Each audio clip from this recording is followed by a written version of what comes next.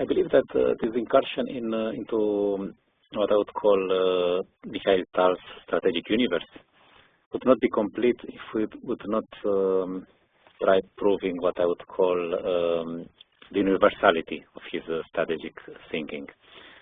Some of the elements we've seen so far have their correspondence either in more recent games of players from other generations, strong players, world champions, and also other ones have the roots into very old games from the beginning of the 20th century. So it's not that Tal invented something that could not be repeated. He either used the previous experience or created something that could be used after him. So let's take, for instance, the way he took advantage of the weakness of the e6 pawn in his 11th game from the match with Botvinnik. And let's compare it with this other game played by Kasparov, world champion that came many in the succession of world champions. There are many champions separating Tal and Kasparov. But still, he was as effective in not only in exploiting this weakness, but also it was obvious that he was playing for this kind of structure. But it's better developed, and well, a developing advantage is best kept by continuing the development. So bishop g5 looks like a natural move, and rook d1. And now Black is invited to prove a way to complete his own development. Bishop g4 is a possibility, but after f3, bishop h5, White somehow gets free hand in the center, and Hübner probably did not like that. So he preferred the modest bishop e6. Of course, he saw that in this position his e6 pawn is very weak. He doesn't really lose it because taking it would allow probably queen d4 with some counterplay. But Kasparov is not interested to take the pawn at once. The pawn is there, and probably Hübner thought that the weakness of the d4 square and also the weakness induced by the move a2, a3 may compensate for this for his own strategic problem. Also, the knight seems to be stable on f6, so maybe if Black manages to play queen d7, rook e8, rook e8, e5, well, there would be this square here, but okay, it would be much worse if White had a knight and Black had a bishop, and then he would install the knight on e4. But like this, maybe he thought, well, this is defensible.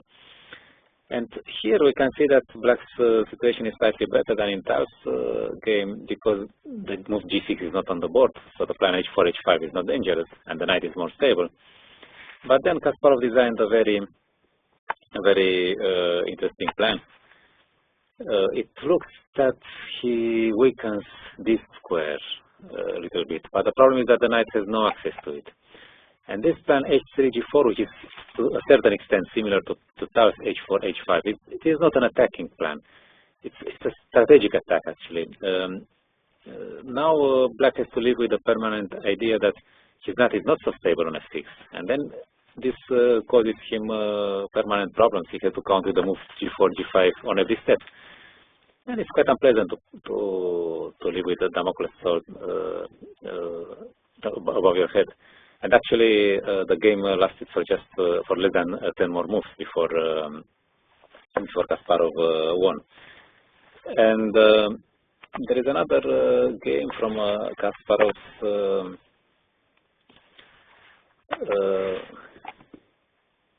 career that is quite similar against Karpov. It's interesting that in this position, after knight takes e6, Karpov, I don't know, he didn't know the game Kasparov-Hübner, or maybe Tal's game.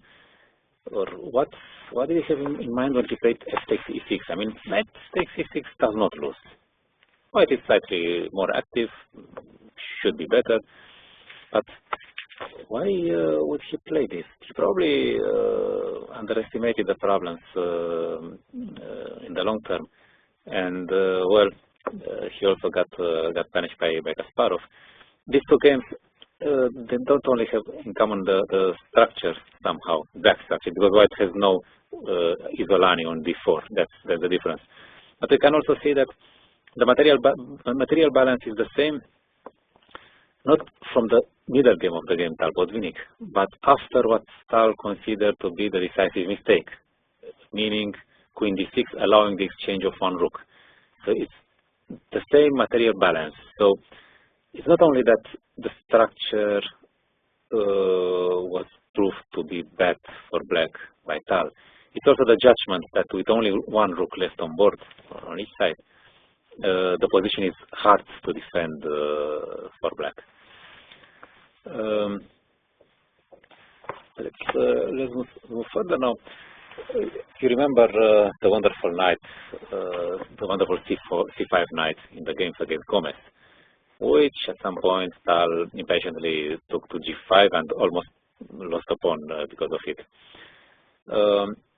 Okay, such a knight, although the opponent was a Slav, such a knight was known to be very strong from several classic games in the Fianchetto King's Indian, and one of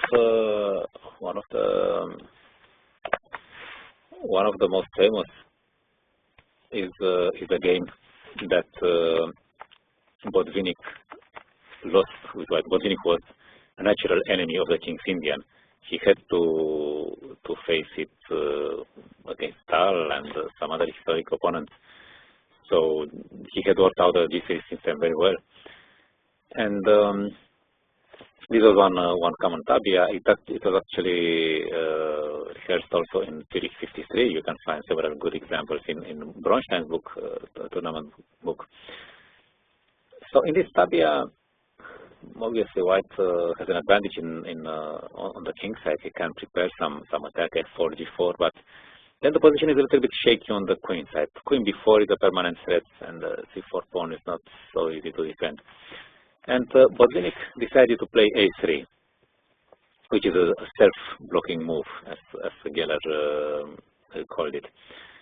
He relied on the fact that, okay, his attack would be strong, and the strategic problems from the queen side would not be important.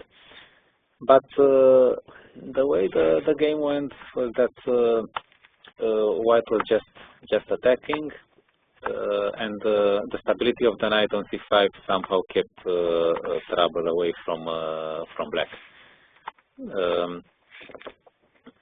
Somehow pieces got exchanged on the queen's on the king's side and in the center, and little by little the knight on c5 became increasingly popular, not increasingly important. So we can see that the second knight arrives to support the c5 knight. So actually, I believe this is the game that made Botvinnik make his famous statement that we never really understood the King's Indian until Geller. Because somehow he probably saw that the initiative on the king's side would be the most important factor, but then Geller proved that the black position is very resilient, precisely because the stability of the knight on c5. Well, Tal got a much better version in his game against Gomez, because white has no advantage at all on the king's side. But the concept itself of the knight on c5, blocking knight, is simply great. And now I have mentioned at some point that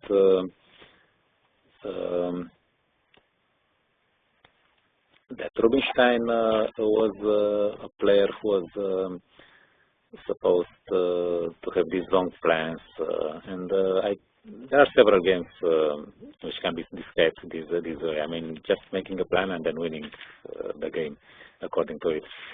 And Well, the game I'm showing here has several elements in common with Tal Timan. There is this bishop exchange, which will take place on another diagonal, not on f4, d6.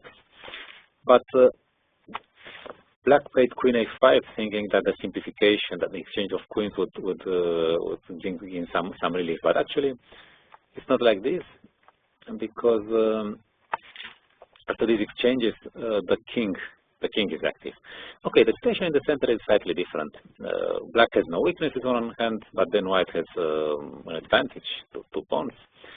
At the same time, Black can organize his counterplay on the queen side by advancing his majority.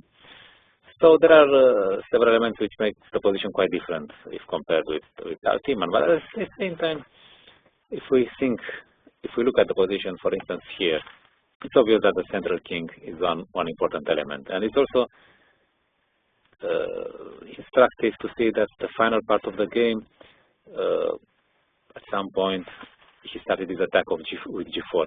Actually, the main idea was to keep activating the king. I mean, the pawn advance simply cleared some squares, and little by little the king would clear his way to the, not the center, but this time to the king side. We can see that Black somehow managed to simplify the position, but now the king finally advances. I mean, so far the trajectory is the same as in the Tal game, Tal Timan. Only that in that game Tal went in this direction, and now in this game he'll go. Let's make it another color. He'll go here, meaning that the Black king will soon be mated. So this general offensive, white keeps increasing his space advantage and clearing space for the king, is creating this impression of one plan, one game, one plan. So even though Rubinstein and Tal are quite different as players, I think there are central elements that certain games of them have in common. So that was my short thesis about the universality of Tal's strategic thinking. Thank you.